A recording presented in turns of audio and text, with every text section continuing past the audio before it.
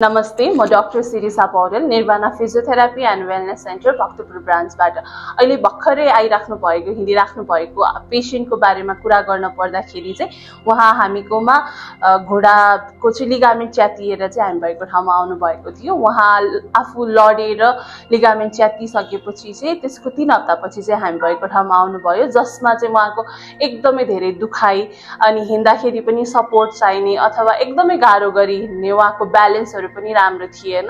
So अहिले चाहिँ उहाँले थेरापी गरिराख्नु भएको हामीसँग 25-26 दिन भयो।